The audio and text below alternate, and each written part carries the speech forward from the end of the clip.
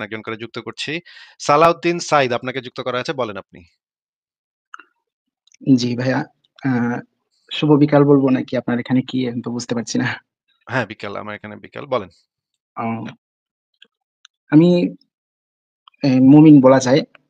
আমার কিছু প্রশ্ন ছিল আরকি। নাস্তিকতা সম্পর্কে। আমি তো শুধু ইসলাম সম্পর্কে পড়ালেখা করেছি। আপনারা অনেক যুক্তি দিয়ে কথা বলেন। আমার অনেক ভালো লাগে। আমি প্রায়ই শুনি আপনাদেরকে। আচ্ছা, আচ্ছা। ঠিক নাস্তিক আছে, ঠিক আছে অ্যা বলেন। সেক্ষেত্রে আমি এখনো পর্যন্ত মুমিন থাকার যে কারণটা আরকি, এই বিষয়টা আমি তো আর নিজের পক্ষ থেকে শুধু পড়ে যাচ্ছি নিজের মতো করে। আমি বিরোধী দলের কাউকে বা পাল্টা যুক্তির কাউকে আমি ঠিকমতো পাচ্ছি না। আচ্ছা, এখন আমি আচ্ছা। আরকি চাই আমি যেটা বুঝি সেটা আপনাকে উপস্থাপন করব এবং আমার বুঝের মধ্যে যে ফাঁক-ফোকর গুলো থাকবে সেটা আপনি ধরিয়ে দিবেন। আচ্ছা, আচ্ছা ঠিক আছে। মানে আমি যদি পারি, আমার পক্ষে যদি সম্ভব হয় তাহলে তো ধরিয়ে দিব। আমি তো আর ভাই আল্লাহ পাক না যে সবকিছু আমি পারি বা সবকিছু আমি জানি সেটাও তো আমি না, সেটাও তো না। আমি চেষ্টা করব আপনার সাথে আলোচনা করতে। আপনাকেও হয়তো আমি কিছু জিজ্ঞাসা করতে পারি। আপনিও সেটার উত্তর দেবেন। যদি আপনার জানা থাকে আর যদি আ আমাকে জিজ্ঞেস করেন তাহলে আমিও চেষ্টা করব আপনাকে উত্তর দিতে। তাহলে আপনার ক্যামেরাটা কিছুক্ষণ আগে অন ছিল। আপনার চেহারাটা কি আমরা একটু দেখে নিতে পারি? যেহেতু এই সংশয়ের বিষয় এজন্য আমি আপাতত সামনে আসতে চাচ্ছি না আরকি যদি ও আচ্ছা ঠিক আছে, ঠিক আছে। কোন সমস্যা নাই। তাহলে আপনি বলেন আপনার কি জানতে তার আমি কি আগে প্রশ্ন করব নাকি আপনি আগে করতে চান?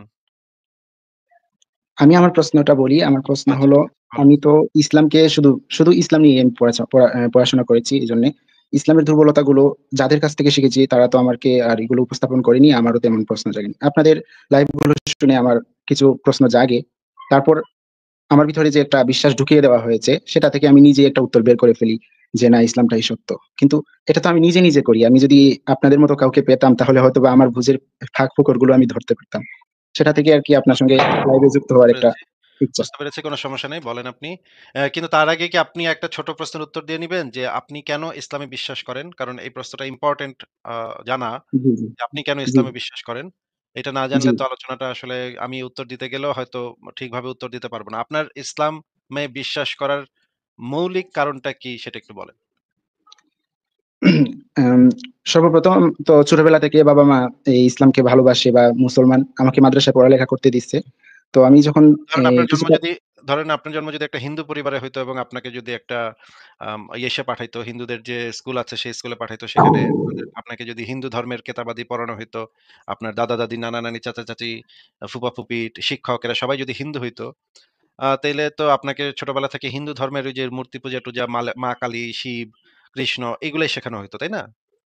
এগুলোই শেখানো হতো। কিন্তু আমার বর্তমানে মনে হচ্ছে এগুলো নোংরামো, কেবলই নোংরামো। কোনটা নোংরামি? হিন্দুদের যা হয় সেটাই। কিন্তু যেমন হিন্দু একটা ধর্মের পরিবারে যদি আপনি ছোটবেলায় সেই পরিবেশে বড় হইতেন, তাইলে তখন আপনার মুসলমানদের কাজকর্ম নোংরামি মনে হইতো। মনে হইতো হিন্দু ধর্মের বিধানাদি খুবই ভালো। মুসলমানরা কত নোংরা, ওরা গরু খায়। ওরা হচ্ছে গিয়ে নামাজ পড়ে। ওরা হচ্ছে গিয়ে ওরা তো গলারে দেহনই যায় না। কি একটা মানে অদৃশ্য আল্লাহ সেটারে মাথা পাছাটা উঁচা কইরা মাথাটা নাকটার মাটির সাথে লাগায় ঘষে। ওরা কি রকমের বেকুব, হ্যাঁ? ওরা কি রকমের অশিক্ষিত মূর্খ।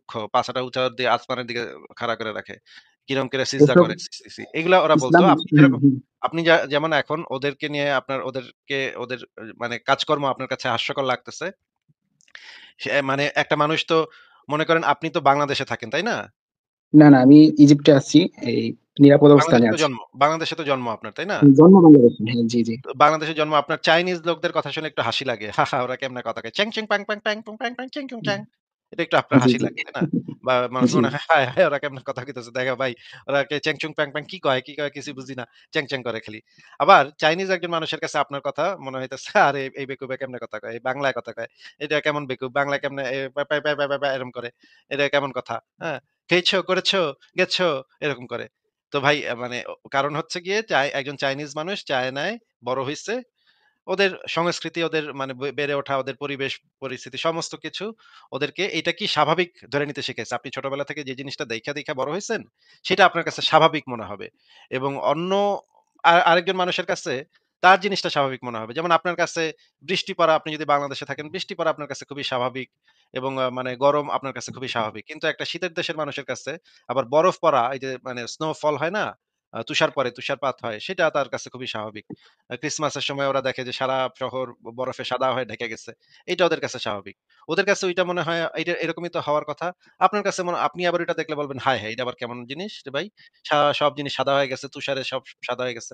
এইটা তো নির্ভর করে প্রত্যেকটা মানুষ যে পরিবেশে বেড়ে উঠছে, যেটাকে দেখে, দেখে অভ্যস্ত তারা, সেই জিনিসটা তার কাছে স্বাভাবিক মনে হয় এবং অন্য আরেকটা জিনিস দেখলে যেটা তার কাছে মানে সে সাধারণত দেখে না, তার পরিবেশে সাধারণত এভেইলেবল না, তখন তার কাছে মনে হয় ওই জিনিসটা উদ্ভট। এটা কেমন করতেছে ওরা? হায়, হায়! এটাকে কি করে ওরা? নাকি ভাই? জি, জি। কিন্তু তো আমি এই বর্তমানে এমন হিন্দু একটা ব্যক্তির অবস্থানে কাছে আছি হিন্দু যে ব্যক্তির কাছে তো আপনার ধর্মটা মনে হইতো যে কি হাস্যকর সমস্ত কুসংস্কার। আপনার কাছে জি, জি। যেরকম হিন্দুদের ধর্মটা হাস্যকর কুসংস্কার মনে হয়। যেমন ধরেন আপনি যদি শুনেন যে একটা দেবতা আছে যেটার নাম গণেশ, যেটার মাথাটা আবার হাতির, আবার পেটটা আবার বড়, ওইটার আবার পূজা করে। হা, হা, হা! কি হাস্যকর ভাই অশিক্ষিত মূর্খ হিন্দুরা। এই একটা মানে হাতির মাথাওয়ালা একটা মানে দেবতা, ওইটার আবার পূজা করে। হা, হা, হা! কি মজা। জি ভাই, আবার আমি এসব আবার কিছু বুঝতে পারছি। আবার জি, আবার একজন হিন্দুর কাছে ওরা আবার খুব আরে মুসলমানগণ নবী তো এত বিয়া করছে। তো পুরা বাচ্চা মেয়ে বিয়া করছে। তো মানে খুবই লম্পট ছিল।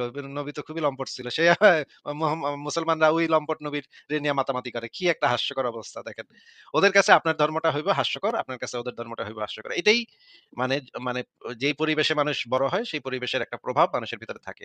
তো আপনাকে জি। আমি জিজ্ঞেস করেছিলাম যে আপনার মানে ইসলাম বিশ্বাস করার মৌলিক কারণটা কি? আপনি বললেন আপনি ছোটবেলায় মুসলিম পরিবারে বড় হইছেন, বেড়ে উঠছেন। না, এইটা তো আমার প্রশ্ন এইটা কিন্তু শেষ ছিল না। আমার প্রশ্ন মাত্র শুরু করেছিলাম। মানে আমি এখনো পর্যন্ত কেন মুসলমান সেটা আমি বলিনি এখনো। ও আচ্ছা ঠিক আছে বলেন। এরপরে বলেন। তো ছোটবেলা থেকে যেহেতু আমি মাদ্রাসা পরিবেশে বা মাদ্রাসায় লেখাপড়া করেছি, তার কারণে আমি কোরআন সম্পর্কে কিছু লেখাপড়া আমার হয়েছে। তারপর যখন আমি অনলাইনে আসলাম বা মোবাইল সাধারণত আমাদের কওমি মাদ্রাসায় দেওয়া হয় না। তারপর দেখলাম যে ইসলাম শুধু একমাত্র সত্য, সেটা সত্য নয়। সবাই সেটাকে মানছে না। বিশেষ করে আপনাদের যে এই লাইভ গুলো, এসব দেখে আমার মনে হলো যে ইসলামকেও প্রশ্নবিদ্ধ করা যায়। তারপর থেকে আমার যে একটা বিশ্বাস ছিল এই যে ইসলামই একমাত্র সত্য, সেটা থেকে বের হয়ে এসে আমি আমিও চাই ইসলামকে একটু কি করতে, একটু এই যাচাই করতে যে আসলেই সেটা সত্য কিনা বা আমি যে মানছি এটা কি হুদাই এই সময় নষ্ট নাকি সত্যি কি করছি। তো এখন পর্যন্ত আমি কেন মুসলমান? এই প্রশ্নের উত্তরে আমি বলব যে কুরআন আমাকে মুসলমান করতে বাধ্য করেছে। আচ্ছা কারণ সেটা আমি আমরা পরে পরে পরে বিবেচনা করে দেখব। কিন্তু আপনাকে আমার ২য় প্রশ্ন হচ্ছে আপনি কি তাহলে অন্যান্য ধর্মগ্রন্থগুলা পড়ে দেখেছেন? অন্যান্য ধর্মগুলো আমি এখনো পড়ে দেখিনি। তবে তাদের যে আচ্ছা তাহলে আপনি যতটুকু তারা যদি প্রচার করে যদি যতটুকু তারা যদি না, প্রচার না করে তারা আমি আমার প্রচার করে ক্ষেত্রে করছি। সেটা দিয়ে তো হবে না ভাই। তারা কি প্রচার করে সেটা দিয়ে তো হবে না ভাই। অন্য ধর্মগ্রন্থগুলো যদি আপনি না পড়েন, শুধুমাত্র জি, জি। কোরআনটাই পড়েন। আপনি যদি একটাই বই থাকে সেই একটা বই আপনি পড়ছেন। একটা বই পড়ে যদি আপনি বলেন যে এই বইটাই ভাই পৃথিবীর শ্রেষ্ঠতম বই। হ্যাঁ? আমি একটাই না ভাই আমি এইভাবে ভাই আমি দাবি কথাটা করে শুনেন, আমি আসলে কথাটা শুনেন। জি, জি আপনি ভাই বলুন। জিন্দেগিতে পড়ছেন মাত্র একখান মাত্র বই, 'আদর্শলিপি'। 'আদর্শলিপি' বইটা পইড়া আপনি দাবি করতেছেন, ভাই আমি একটাই জীবনে একটা বই পড়ছি। এই একটা বই পৃথিবীর শ্রেষ্ঠতম বই। বাদবাকি সব বইয়ের থেকে এই বইটা শ্রেষ্ঠ। এখন ওই বেটা জিজ্ঞেস করতেছে, "ভাই আপনি বই পড়ছেন কয়টা?" আপনি উত্তর দিলেন ১ টা। ও আপনি মানে মনে করেন আপনার ক্লাসে আপনি আইসা আমারে কইলেন, আসিফ ভাই আমি না ক্লাস 5 এ ফার্স্ট হইছি। হ্যাঁ, ফার্স্ট হইছি ভাই। আমি একদম ফার্স্ট হইছি।" আমি জিজ্ঞেস করলাম, "ও তাই নাকি? ফার্স্ট হইছেন আপনি পরীক্ষায়? বাহ! খুব ভালো তো। তো ভাই পরীক্ষা দিছে কয়জন?" আপনি কইলেন ১ জন। ও একজন পরীক্ষা দিছে, একজনের ভিতরে আপনি ফার্স্ট হইছেন নাকি? ও দারুণ তো ভাই। সাংঘাতিক কাম করছেন তো ভাই। একজন পরীক্ষা দিছে, একজনের ভিতরে আপনি ফার্স্ট হইছেন। ১ম হয়েছেন। ওয়াও! ফ্যান্টাস্টিক ভাই। এ তো বিরাট কাম করছেন ভাই। এটা তো ফাড়ায় লাইছেন ভাই। এটা তো পুরা মানে আপনার তো নোবেল পুরস্কার দেওয়া দরকার যে একজন পরীক্ষা দিছে, একজনের ভিতরে আপনি ফার্স্ট হইছেন। এটা বিশাল কাম করছেন ভাই। ভাই আপনাকে জিজ্ঞেস করতেছি যে আপনার কাছে মনে হয়েছে যে কোরআনটাই হচ্ছে গিয়ে এমন একটা কেতাব যেটা আপনাকে মুসলিম রাখতে বাধ্য করেছে। এটা আপনি দাবি করলেন এইমাত্র। খুবই ভালো কথা। আমি তো আপনাকে আমি আমি জিজ্ঞেস দাবি করলাম করিনি, যে আমি ভাই বলছি হুম, হুম। আপনি বলেছেন, আমি আপনি শুনেছি, হ্যাঁ আমি বলেছি, শুনেছি। বলেছি। এটা বলেছি। আমি কথাটা পরিপূর্ণ করি। একটু না থেকে তো একটু আর পরিপূর্ণ একটু এ আ এই পরিপূর্ণ না কথাটা বোঝা যাচ্ছে না। ধর্ম আমার তো একটা এখানে বইকে বিষয় ধর্মগ্রন্থ এখানে বিষয় আছে জি, তো জি, ভাই, এখানে বিষয় আছে তো। তো জি, আপনাকে জি। আমি যখন জিজ্ঞেস করলাম যে ভাই বই মানে ধর্মগ্রন্থ পড়ছেন কয়টা দিলে? হ্যাঁ? বই পড়ছেন ধর্মগ্রন্থ কয়টা আপনি পড়ছেন? ভাই একটা আচ্ছা বই পড়ছি ভাই। যদি এই প্রশ্ন যদি হয় তাহলে আমি উত্তর দিচ্ছি যে আমি ৪ টা ধর্মই ৪ টা ধর্মের ৪ টা বই পড়ছি। পড়ার তো শেষ নাই। আমি আচ্ছা, অল্প ৪ টা পড়েছি বই তাই পড়ছেন। আরকি স্বীকার তাহলে করতে আপনি আমি নিশ্চিত যে আপনি ৪ টা ধর্মগ্রন্থের একটাও পড়েন নাই। হ্যাঁ, আপনি তারপর মিথ্যা কথা বলতেছেন। আমি না, না প্রমাণ আমি করব। ৪ টা ধর্ম না সালাউদ্দিন ভাই আমি প্রমাণ করব। আমি প্রমাণ করব যে আপনি মিথ্যুক, আপনি মিথ্যা কথা বলতেছেন। আমি প্রমাণ করব। অসুবিধা নেই। আপনি ভাই আমার আমার কথাটা মোবাইলে আছে। শেষ হতে তো ভাই, দিবেন। আমার কথা শেষ না ভাই হলে তো আপনি অনেক কিছুই ধরতে পারবেন। আপনি বলেছেন ৪ টা ধর্মগ্রন্থ আপনি পড়েছেন। ৪ টা ধর্মগ্রন্থের নাম বলেন ভাই। আচ্ছা ভাই আমি এখানে স্বীকার করে নিচ্ছি যে আমি এই কথাটা মিথ্যা। আমি বলেছিলাম যে আমি ধরে নিয়েছি। আমি বলতে চাচ্ছি যে ৪ টা আমি তো বই জানি ভাই আমি আমি তো জানি ভাই আপনি মিথ্যা কথা বলতেছেন। আপনি একটা আমি ধর্মগ্রন্থ কথাটাই জীবনে পরিপূর্ণ করতে পারছি না ভাই। আমি আপনি কথাটাই একটা পরিপূর্ণ ধর্ম করতে পারছি আপনি না। কোরআন ছাড়া কোন ধর্মগ্রন্থ আপনি জীবনে ধইরাও দেখেন নাই। আপনি টাচও করে দেখেন নাই। আপনি স্পর্শ এইজন্য পর্যন্ত করে দেখেন নাই। এইজন্য এখন আমি যা বলব সবই কি এখন মিথ্যা হবে? না, আপনি তো মিথ্যা কথা কেন বলতেছেন তাহলে? আমি তো জানি এটা ভাই। আমি আমি তো ১ম আপনার এ কথা বললাম আমি সবটা পড়িনি। তারপর সালাউদ্দিন ভাই, আমি একটু ধরে সালাউদ্দিন ভাই, নিয়ে জি সালাউদ্দিন ভাই, ভাইয়া বলেন। আমি এই পর্যন্ত হাজার, হাজার মুমিনের সাথে কথা বলছি। মুমিনের সাথে কথা বলার আমার একটা দীর্ঘ অভিজ্ঞতা আছে। মুমিনকে আমি টিপ দিলে বুঝতে পারি মুমিন কি পড়ছে না, না পড়ছে এটা আমার খুব ভালো অভিজ্ঞতার কারণে আমি খুব বুঝা যাই, বুঝছেন? আমাকে আমি আপনার সংশয়রং.com থেকে অনেক লেখাপড়া করেছি। আমি সেই না, না অনুপাতে আপনার ভাষায় আপনাকে আপনার সঙ্গে আপনাকে আপনাকে যেটা জিজ্ঞেস করেছি যে আপনি কয়টা ধর্ম আপনি ১ম এই শুরুই করছেন হচ্ছে একটা মিথ্যা কথা দিয়ে, চাপাবাজি দিয়ে, হ্যাঁ? বাটপারি দিয়ে। কারণ আপনার নবীও আপনারে শিখাইছে যে বাটপারি করতে। কাফেরদের সাথে বাটপারি করতে। আমি সেগুলো আমি সর্বপ্রথমই বলেছিলাম যে সেগুলা আমি পড়িনি আ সত্য। তারপর আপনার ধরে সালাউদ্দিন নিয়ে ভাই, তারপরে একটা কথা আমি সামনে এগিয়ে সালাউদ্দিন নেওয়ার ভাই, কথা সালাউদ্দিন বলেছিলাম। ভাই, ভাই আপনি আমার কথাই সালাউদ্দিন শুনতে ভাই, পারছেন না। আমি আপনাকে সামান্য আমি একটু কিছু বলতে গেলেই আপনি আপনাকে আপনি আপনাকে মানে আপনাকে আমাকে আমি তো আক্রমণ শুরু করছেন। তাহলে আমি আপনাকে তো আমি কথাটা কিভাবে বলব? আপনাকে তো আমি জিজ্ঞেস করব যে আপনি অন্তত একটু হইলেও পড়ছেন কিনা সেটাও আপনি পড়েন নাই সেটাও আমি এখন প্রমাণ করব। যে আপনি কি সেটা প্রমাণ করার দরকার নেই। আমি স্বীকার করছি বাইবেল যে আমি বলি বাইবেল কি আমি অন্য সব বইয়ে আমি পড়েছি কিনা সেটা আমি শুধু কোরআন পড়েছি। কোরআন কেন মিথ্যা সেটা তো আপনি অবশ্যই প্রমাণ করতে পারবেন, তাই না? না, না, না, না, কোরআন পড়েছেন শুধুমাত্র আপনি আমি বলেছেন যে অন্য সবগুলোকে আমি মিথ্যা মনে করি কারণ আপনার কাছ থেকেই আমি দেখছি। আপনি অন্যান্য ধর্মগ্রন্থগুলোকে যেভাবে মিথ্যা বলেছেন সেটা আপনার কাছ থেকে আমি মেনে না, না, নিয়েছি। না। কিন্তু ইসলামের ব্যাপারে যেটা বলেছেন সেটা আমি আপনি এখনো তো পর্যন্ত বলেছেন যে মেনে নিতে পারছি না। এজন্য আপনার কাছে আমার প্রশ্ন। আপনি তো সুতরাং আপনি বলেন কি মিথ্যা বলেছেন? এইগুলো যে মিথ্যা আপনি সেটা কি আপনি মিথ্যা বলেছেন? আপনি বলেছেন যে আপনি ৪ টা ধর্মগ্রন্থ পড়েছেন একটু আগে বলেছিলেন। জি, আমি এইটা থেকে মিথ্যা এখন আপনি বলেছি আমি স্বীকার স্বীকার করে করতেছেন। নিচ্ছি। কিন্তু আমি সামনে আগাতে চাচ্ছি। আমি কথার পুরাতন একটা মাঝখানে কথায় ভাই আপনার কথা শুনলাম তো এখন আমাকে কথা বলতে দেন। আপনার কথা তো জি, শুনলাম জি, তো ভাই। কথা বলতে জি দেন বলুন, এখন। একটু থামেন। জি বলুন, জি মিউট করুন বলুন। নিজেকে। দরকার হলে নিজেকে মিউট করেন। আপনি ১ম এ বললেন যে আপনি মানে একটা মুসলিম পরিবারে জন্মগ্রহণ করছেন। তারপর আপনি যাচাই করে দেখছেন এবং কোরআনটাই নাকি আপনাকে মুসলিম রাখতে বাধ্য করছে। তো যাচাই করে দেখতে তো অন্য ধর্মগ্রন্থগুলো পড়তে হয়। তখন আমি জিজ্ঞেস করলাম, "আর কি, কি পড়ছেন?" তখন আপনি বললেন যে ৪ টা ধর্মগ্রন্থ আপনি পড়ছেন। কিন্তু পরে যখন আমি আপনাকে ধরলাম তখন বোঝা গেল যে আপনি একটা ধর্মগ্রন্থ জীবনে কোনদিন টাচও করে দেখেন নাই। অন্য কোন ধর্মগ্রন্থ জীবনে স্পর্শ পর্যন্ত আপনি করেন নাই। একদম টাচও করেন নাই। কিন্তু আপনি জাইনা গেছেন যে কোরআনটাই একমাত্র সত্য কেতাব। এইটা যাচাই করতে শুধুমাত্র আপনি কোরআনটাই পড়ছেন। যাচাই করছেন কেমনে? যাচাই প্রক্রিয়াটা কেমন ছিল ভাই? আপনি একমাত্র কোরআনটা পইড়া আপনি বুইঝা লাইছেন, বাদবাকি সব ধর্মগ্রন্থ মিছা কথা, আমাগো কোরআনটাই ভালো সত্য কথা। এইটা হইতেছে আমি একটু আগে আপনারে যে গল্পটা বললাম, যে জোকটা বললাম, একের জোকটার সাথে একদম হুবহু মিলা গেছে। যে আপনি আইসা বলতেছেন, আসিফ ভাই ক্লাস 5 এ আমি ফার্স্ট হইছি ভাই, ফার্স্ট হইছি।" ওয়াও! ফ্যান্টাস্টিক! তুমি বাবা কয়জন পরীক্ষা দিছিল স্কুলে? ১ জন পরীক্ষা দিছিল। ও ১ জনের ভিতরে তুমি ফার্স্ট হইছো। বিরাট কাম করছো ভাই। হ্যাঁ? তুমি তো বিরাট কাম করছো ১ জনের ভিতরে ফার্স্ট হইছো। বিরাট কাম। ২ জন পরীক্ষা দিলে তুমি সেকেন্ড হইতা। ৩ জন পরীক্ষা দিলে তুমি থার্ড হইতা। হ্যাঁ? তো থার্ড হইতা আর কি হইতেই যে সেরকম কোন কথা নাই। কিন্তু মনে হইতেছে কথা শুনে মনে হইতেছে যে ৩ জন পরীক্ষা দিলে তুমি থার্ড হইতা, ২ জন পরীক্ষা দিলে তুমি সেকেন্ড হইতা। এখন আপনি পড়ছেন ভাই একটা ধর্মগ্রন্থ এবং আপনি বুইঝা গেছেন যে পৃথিবীর বাদবাকি ৪,২০০ টা ধর্মের যে ধর্মগ্রন্থগুলো আছে সেগুলো সব মিথ্যা কথা লেখা। একমাত্র কোরআনের ভিতরেই সত্য কথা লেখা। আপনার এটাকে আপনি মনে করেন একটা যৌক্তিক পজিশন। অ অ মানে মানে যাচাই করে দেখার একটা যৌক্তিক পজিশন হচ্ছে এইটা যে আমি একটা ধর্মগ্রন্থ পইড়া বলব যে, "হ্যাঁ, এটাই শ্রেষ্ঠ ধর্মগ্রন্থ, এটাই একমাত্র সত্য ধর্মগ্রন্থ। বাদবাকি সব মিছা কথা।" এটা একটা যাচাই করার একটা ভালো পদ্ধতি বলে আপনি মনে করেন নাকি? না, না। আমি আপনার কাছ থেকে জানি যে পৃথিবীর কোন ধর্মগ্রন্থই আসলে স্রষ্টা পক্ষ থেকে নেই। প্রশ্ন করেছি যেটা সেটার উত্তর দেন। এটা কি একটা যাচাই করার ভালো পদ্ধতি কিনা সেটা বলেন। না, না, এটা যাচাই করার ভালো পদ্ধতি তো নাই। আমার কাছে এটা পদ্ধতি মনে হয় না। আচ্ছা, তার মানে এটা তো কোনো এটা তো কোনো পদ্ধতিই হইতে পারে না যে আপনি পড়ছেন হুম। মাত্র একটা ধর্মগ্রন্থ এবং পইড়া আপনি বুইঝা লাইছেন। আপনি ফার্স্ট হইছেন ক্লাসে। পরীক্ষা দিছে কয়জন? পরীক্ষা দিছে ১ জন ভাই। হ্যাঁ? জি, এই এইটা কথাগুলো বুঝতে পারছি ভাই এগুলো বুঝতে পারছি। এই একজনের ভিতরে ফার্স্ট হয় এটা তো একটা ফাত্রামি, ফাইজলামি, তাই না? হ্যাঁ, হ্যাঁ, এটা তো পড়ছেন ফাজলামি জি, জি। ধর্মগ্রন্থ একটা পইড়া কইতেছেন যে এটা ভাই শ্রেষ্ঠ, এটা ভাই সত্য কথা, এটা সব কথা সত্য কথা। আচ্ছা, ঠিক আছে আমরা দেখব না আপনি কি পড়ছেন। কিন্তু আপনি কি অন্য ধর্মগ্রন্থের একটা লাইনও কোনদিন পড়ছেন? সেটা একটু জিজ্ঞেস করতেছি। একটা আমি লাইনও শুধু পড়ছেন? আপনাদের কাছ থেকে শুনেছি যে ধর্মগ্রন্থ সংক্রান্ত যে সমালোচনাগুলো আপনারা তুলে ধরেন এগুলোই পড়েছি। আমি অন্য ধর্মের কোনো গ্রন্থ আমি পাইনি। তবে কোরআন পড়েছি আমি শুধু। আমি চাচ্ছি যে আমারটা আমি পড়েছি বিধায় হয়তোবা আমার ভিতরে গেঁথে আছে যে এটাই সত্য। আমি আমার ভিতরের এই গেঁথে যাওয়া যে একটা ভুল ধারণা সেটা বের করার জন্য আপনার লাইভে যুক্ত হয়েছি। ঠিক আছে বুঝতে পেরেছি তাহলে। তাহলে আমি আপনাকে যেহেতু কোরআনটা আপনি পড়েছেন বলতেছেন, কোরআনটা নিয়ে আমি আপনাকে ২ ১ টা প্রশ্ন করি। জি, জি, যে দেখি যে আপনি কোরআনটাও ঠিকমতো পড়েছেন কিনা। কোরআনটা জি, ঠিকমতো না পড়লে তো মানে তাইলে তো ভাই আপনি কোরআনটাও পড়েন নাই। আপনাকে জি, যেটা জি। জিজ্ঞেস করার সেটা হচ্ছে যে আপনি আমাদেরকে বলেন তো যে আ নাজিলের ক্রমানুসারে নাজিলের ধারাবাহিক ক্রমানুসারে সূরা তওবা কোরআনের কত নম্বর সূরা? এটা এখন যদি আমি গুগল করি আমি বুঝতে পারবো যে এটা দ্বারা একটা কোরআন বা ইসলামের সত্যতা অসত্যতা আমি এটা পারলাম না মানে কি ভাই ইসলাম আপনাকে তো মিথ্যা হয়ে যাবে, এটা কোরআন তো আমি মিথ্যা হয়ে বলি যাবে? নাই যে আমি এটা না আসছি পারলে একটা যৌক্তিক আপনাকে তো জায়গা বলি নাই থেকে যে কোরআন আসলে কেন ভুল সেটা বেকুব রে, নিতে ভাইজান। আমি তো আপনাকে বলি নাই এটা এই প্রশ্নের উত্তর দিতে না পারলে আপনার ইসলাম মিথ্যা হয়ে যাবে। সেটা তো আমি বলি নাই আপনাকে। তাহলে এসব আমি প্রশ্নের তো দেখতেছি দরকার নেই, আমি তো এখানে আমি ইসলামকে দেখতেছি মানে যে আমি আপনি আমার যে ভুল কোরআন ধারণাটা থেকে বের হতে আসছি, আমি তো আচ্ছা, এত বেশি আপনাকে মিউট করে এখন কথা বলতে হচ্ছে ভাই।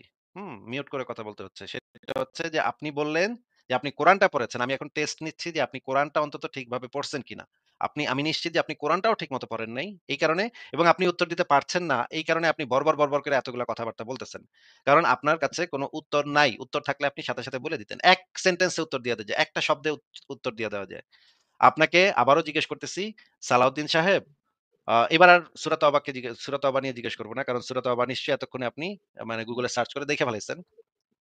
আপনাকে আমি ২য় প্রশ্ন এই ১ম প্রশ্নের উত্তর আপনি দিতে পারেন নাই।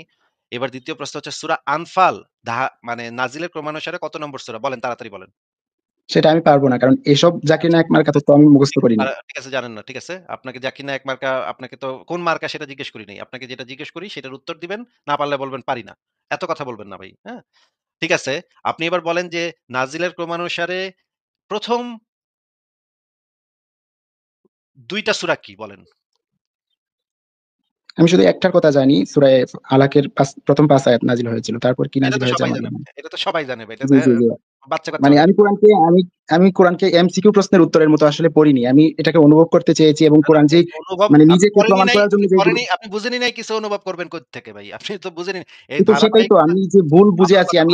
আবারও কথার মাঝখানে কথা বলতেছি। আপনি যদি ধারাবাহিকতাই না বুঝেন, কোরআনের ধারাবাহিকতাই না বুঝেন, কোনটার পরে কোনটা আয়াত নাযিল হইছে, তাহলে তো আপনি নাসেখ মানসুখই বুঝবেন না। নাসেখ মানসুখ না বুঝলে তো আপনি কোরআনের কিছুই বুঝবেন না ভাই। একটা কিচ্ছু বুঝবেন না আপনি নাসেখ মানসুখ না বুঝলে। নাসেখ মানসুখের বিধান যদি আপনি না বুঝেন, তাহলে কোরআনের আপনি ইয়াটাও বুঝবেন না, বালটাও বুঝবেন না আপনি। আচ্ছা ঠিক আছে।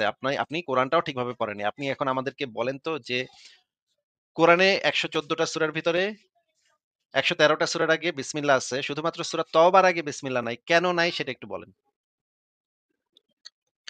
এটার এইটাতে অনেক মানে রাগত স্বরে রাগ করে আল্লাহ অনেক কথা বলছেন। তো না, রাগের আগে আল্লাহ রাগ যেহেতু রাগ করে বিসমিল্লাহর মধ্যে না, রাগ রহমান করে রহিম বা অন্য দয়ালু, অন্য সূরাও আছে। রাগ করে অন্য সূরাও আছে। এই রাগের কারণে কিন্তু এটা বিসমিল্লাহ বলা যাবে না, এরকম কোন বিধান ইসলামে নাই। না এইটার শুরুতেই রাগ। এইজন্য এখানে না, এটা বিসমিল্লাহ বলা যাবে না, না। আর এটা আরেকটা এটা এটা উত্তর আছে। এই ধরনের উদ্ভট আরেকটা কথা উত্তর কোন আছে। মুহাদ্দিস বলে নাই, কোন তাফসীর কারক বলে নাই যে এটা রাগের কারণে এটা বিসমিল্লাহ দেয় নাই। এটা আচ্ছা, কোন আরেকটা উত্তর আছে যে এটা কারক নাই। আগের সূরার অংশ এটা। এইজন্য এখানে কি করা হয়নি। আগের সূরা আগের এর সূরার আগে অংশ যে সূরা, হইলে ওটা একসাথে ছিল না কেন? সেটা আমি জানি না। আমাদেরকে এই ২ টা উত্তর জানানো হয়েছে। উস্তাদরা ওমা, বলেছেন, আমি ওমা, এতটুকু জানি। ওমা, আগের সূরার অংশ হইলে তো ২ টা মানে এই অংশটা আগের সূরাটার সাথে থাকতো। এটা আলাদা করে দিছে কেন? সেটা আমি বলতে পারব না। তবে তাহলে তো আপনি কিছুই তো জানেন না ভাই। তাহলে তো কোরআনও আপনি ভালো করে পড়েন নাই। তো কোরআন কার থেকে পড়ছেন এগুলো তো আপনি? ভাই বিশ্বাসকে দৃঢ় বা কি করার জন্য, দুর্বল করার জন্য এই যে আপনি তথ্যগুলো দিচ্ছেন, এগুলো তো গুগল তথ্য। এগুলো তো সত্য মিথ্যা যাচাই করার কোনো মাধ্যম না। গুগল তথ্য মানে এই জিনিসগুলা তো ইম্পোর্টেন্ট জিনিস, যেগুলা মানে কোরআনের আয়াতের কনটেক্সট বোঝার জন্য এগুলা অত্যন্ত গুরুত্বপূর্ণ ব্যাপার। যেগুলা কোরআন কেন নাজিল হয়েছিল, কোরআনের কোন আয়াত কিভাবে কেমনে কোন সময় মানে কোন ঘটনার পরিপ্রেক্ষিতে শানে নুজুল কি, এই আয়াতের শানে নুজুল কি, এগুলা যদি আপনি না বুঝেন তাহলে আপনি কি বালটা বুঝছেন? কোরআন কি বালটা পড়ছেন আপনি? তারপর আরেকটা কথা হলো এই যে এগুলো আসছে, এগুলো কখন নাজিল হয়েছিল, এগুলো যদি একজাক্ট মানে এগুলো যে সত্য আমি কিভাবে ধরে নিব? এটা তো মিথ্যা একজনে লিখতেও পারে, বানোয়াট করেও তাহলে লিখে রাখতে পারে যেটা সত্য। আমি শুধু আমার সামনে কোরআনটা পেয়েছি, আমি এটাকেই দেখছি, আমি এটা দিয়েই ইসলামকে যাচাই করবো। আমার কোরআনটা কাছে আপনি আর কোনো, পাইছেন, কোরআনটা পাইছেন কোথায় আপনি? এই যে লাইব্রেরিতে আমার কাছে এক কপি আছে, আমি লাইব্রেরিতে এটা তো পড়ি। আরো হাজার গ্রন্থ আছে। কোরআনটা সেখানে হ্যাঁ হ্যাঁ, মানে স্পেশাল কিসের? স্পেশাল কারণ কোরআনের মধ্যে এমন কিছু পাচ্ছি যেটা অন্য গ্রন্থে হয়তো বা আরে ভাই, পাবো না। আপনি তো অন্য কোন গ্রন্থ পড়েনই নাই ভাই মিয়া। আপনি ফাত্রামি কথা বলেন কেন? আপনি তো অন্য ধর্মগ্রন্থ কোন কিছু পড়েনই নাই তো আপনি জীবনে। কোরআনটা শুধু পড়ছেন। আপনাকে জিজ্ঞেস করেছি যে কোরআনটা স্পেশাল কিসের?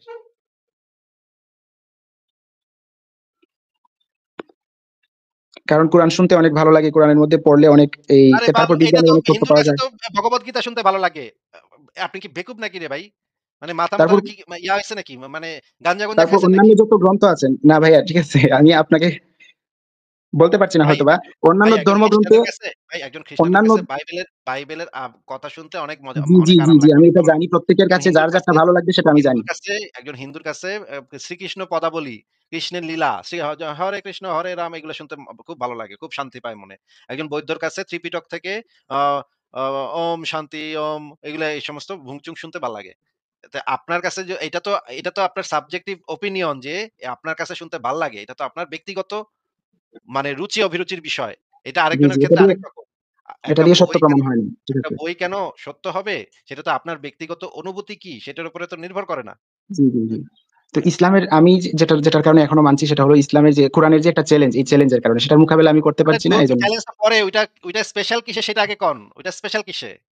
এই তো চ্যালেঞ্জ দিছে, চ্যালেঞ্জকে মোকাবেলা আরে করতে পারে চ্যালেঞ্জ না তো সেজন্যই তো যেকোনো গুলিস্তানের যেকোনো গরু ছাগলও তো সেই চ্যালেঞ্জ দিতে পারে। "ওই হ্যাঁ, আমার সান্ডার তেল, মান্ডার তেল এইটা মাখলে আমার সান্ডার তেল মাখলে এক্কারে ক্যান্সার, এইডস সব ভালো হয়ে যায়। হ্যাঁ? কিন্তু আমি যে সান্ডার তেল স্বপ্নে পাওয়া সান্ডার তেল দিমু, এইটা জি, যদি জি। কিন্তু একবার মাখে" সেটার মোকাবিলা তো অন্য কথা কেউ কথার করতে মাঝখানে পারছে। কথা না, কথার মাঝখানে কথা না, কথার মাঝখানে কথা না। জি, জি, সরি। এই টাইপের যদি গুলিস্তানের মোড়ে দাঁড়ায় একটা খুজলির মলম বিক্রেতা যদি এরকমের বলে যে, "আমার তেল মাখলে আমি স্বপ্নে প্রাপ্ত অ মানে তেল পাইছি। স্বপ্নের ভিতরে তেল পাইছি। এটা হইতেছে একটা কুত্তার গু দিয়া বানায়। এই কুত্তার গু দিয়া বানানো সান্ডার মানে সান্ডার তেলের সাথে কুত্তার গু মিশায়া এটা মাখলে সব ক্যান্সার সব ভালো হয়ে যাবে।" এই রকমের যদি চ্যালেঞ্জ করে জি, কেউ, জি। মানে ধরেন গুলিস্তানের মোড়ে চ্যালেঞ্জ করল। তারপরে বলল যে, "কেউ যদি আমার কথাটা ভুল প্রমাণ করতে পারে তাইলে তারে আমি ৳১০০,০০,০০,০০০ দিমু।" হুম? ওই হালায় হইতেছে মানে ৳২ র মলম বেচে, সে নাকি ৳১০০,০০,০০,০০০ দিব। তুই তাইলে ৳২ র মলম বেচোস কেন? ১ম কথা হইলো তুই যদি এতই পারোস তাইলে তুই ৳২ র মলম বেচোস কে? ৳১০০,০০,০০০ যদি তুই দিবি।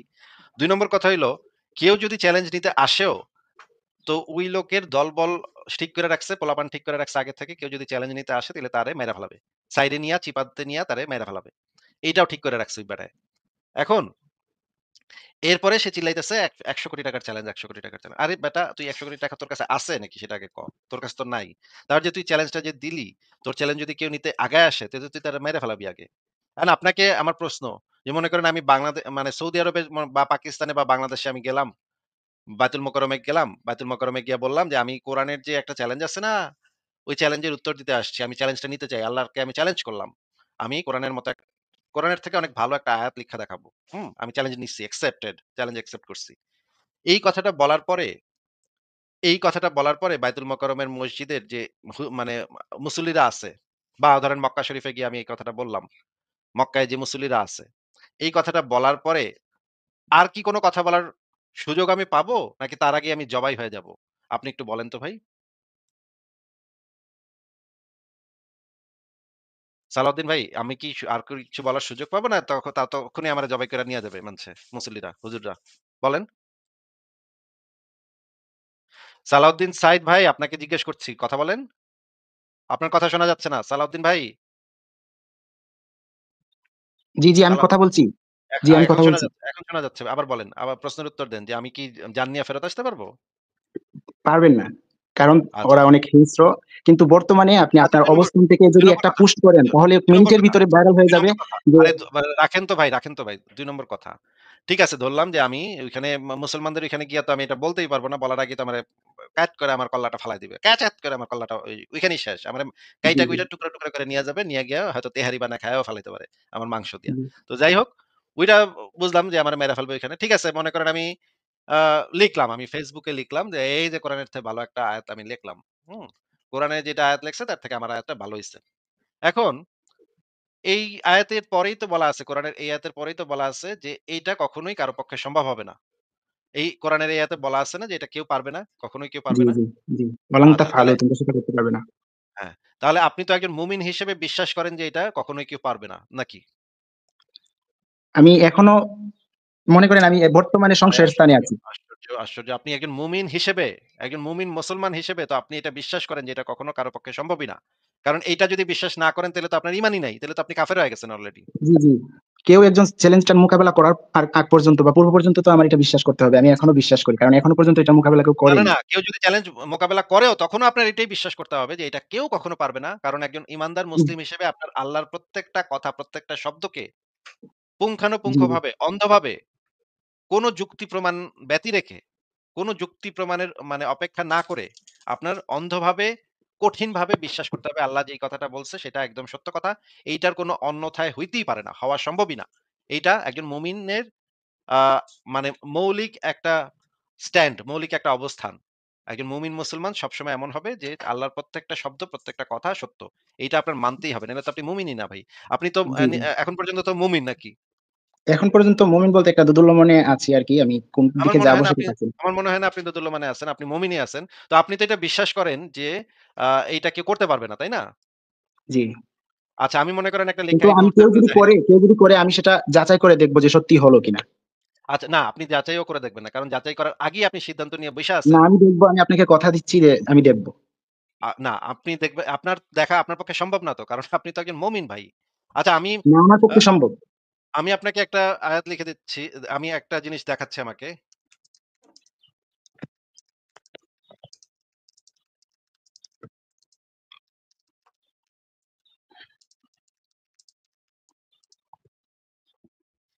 আচ্ছা আমি একটা ব্যানার দেখাচ্ছি।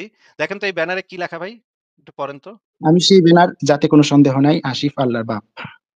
আচ্ছা একটু ভুল হইছে দাঁড়ান। আমি আবার আচ্ছা আবার একটু পড়েন তো ভাই। এই সেই ব্যানার যাতে কোনো সন্দেহ নাই আসিফ আল্লাহর বাপ। আচ্ছা। তাইলে এই ব্যানারের উপরে লেখা যে এই সেই ব্যানার যাতে কোন সন্দেহ নাই আসিফ হইতেছে আল্লাহর বাপ নাকি? জি, আচ্ছা এখন এই যে এই আয়াতটা যে আসিফ মহিউদ্দিন নামক একটা নাস্তিক লিখলো, এই ব্যানারেই তো লেখা আছে যে এই ব্যানারে কোন সন্দেহ নাই, তাই না? জি। তার মানে তো এই ব্যানারে কোন সন্দেহ নেই নাকি? আমি বুঝতে পারছি মানে আপনি এই লা রাইবা ফিহি বা এই কোরআনে কোনো সন্দেহ নেই এটার কথা বলছেন। কিন্তু আমি কোরআনের এই কথাটা মেনে কোরআনকে সন্দেহহীন ভাবি না। আমি আচ্ছা ঠিক আরেকভাবে আছে, জানি যে কোরআনে সন্দেহ নেই। ঠিক আছে। ২ নম্বর এই বিষয় কথাটা হচ্ছে পড়ে মনে করেন আমি একটা আয়াত লিখলাম। আয়াত লেখার পর আপনার সামনে এইভাবে উপস্থাপন করলাম। তখন আপনার ঈমান থেকে আপনি কি মনে করেন ওই আয়াতটা যত ভালোই হোক না কেন, যত কিছুই হোক না কেন, আপনি কি আপনার ঈমান থেকে বাইর হয়ে ওই আয়াতটাকে নিরপেক্ষভাবে বিচার করতে পারবেন নাকি পারবেন না? অবশ্যই পারব। কারণ আমি সত্যটা জানতে চাই। আচ্ছা ঠিক আছে। তাহলে আমরা একটা এবং আয়াত আমি নিরাপদ স্থানে আছি। আমার কল্লা যাওয়ার এখনো পর্যন্ত কোনো আশঙ্কা আমি দেখি না। আচ্ছা তাহলে আমরা একটা আয়াত বের করি কোরআনের এবং দেখি আমরা একটা তার থেকে একটা ভালো আয়াত আমরা লিখতে পারি নাকি? সেটা আমরা একটু জি। দেখি।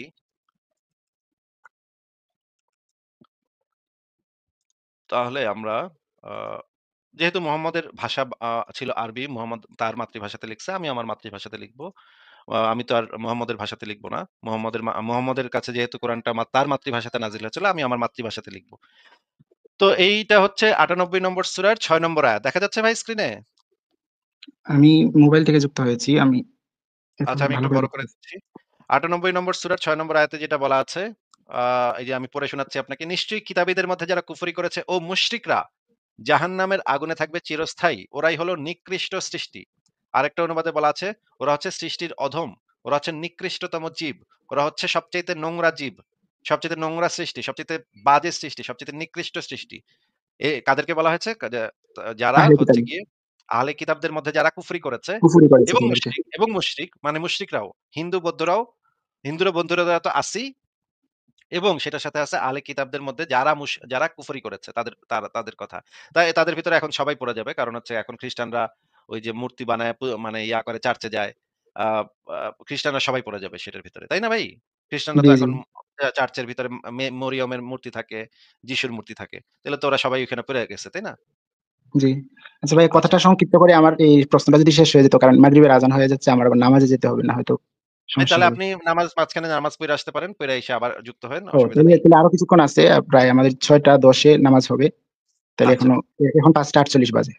আচ্ছা, ঠিক আছে। তো এই আয়াতের ভিতরে দেখা যাচ্ছে যে ধর্মীয় বিশ্বাসের উপর ভিত্তি করে কিছু মানুষকে উৎকৃষ্ট বলা হয়। আরো অন্য আয়াতে বলা আছে যে মুসলমানরা হচ্ছে সবচাইতে আ শ্রেষ্ঠ। এরকমের অনেকগুলো আয়াত আছে মুসলমানদেরকে সবচাইতে শ্রেষ্ঠ বলা হয়েছে। তো এখানে আমরা দেখতে পাচ্ছি আল্লাহ পাক ধর্মীয় বিশ্বাসের উপর ভিত্তি করে মানুষের মধ্যে ভাগ করছে, বিভাজন করছে। যারা ইসলাম ধর্মে বিশ্বাস করে তাদেরকে বলা হয়েছে শ্রেষ্ঠ আর যারা ইসলাম ধর্মে বিশ্বাস করে না তাদেরকে বলা হয়েছে নিকৃষ্টতম সৃষ্টি। এইটার তাফসিরে জালালাইনে যেটা এই আয়াতের যে তাফসির দেয়া আছে, সেই তাফসিরে বলা আছে, যারা হচ্ছে নবী মোহাম্মদকে আমি সেই তাফসিরটা বের করি। বলা হয়েছে যারা হচ্ছে নবী মোহাম্মদকে মানে রাসূল হিসেবে, শেষ নবী হিসেবে স্বীকৃতি না দিবে, তারা হচ্ছে সৃষ্টির নিকৃষ্টতম জীব। আ আমি বের করছি। বের করলে মানে আমরা চোখের সামনে দেখলে আরো ভালোভাবে বলতে পারবো। বের করতেছি। আর আমাদের লাইভে একটু সময় বেশি লাগবেই। এটা কিছু করার নাই। হ্যাঁ? জি।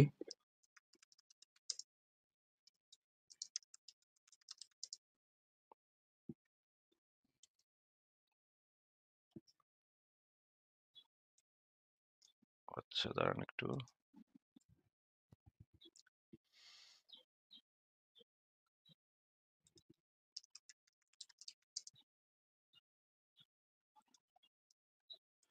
তো আমরা ইয়াটা দেখি এখন।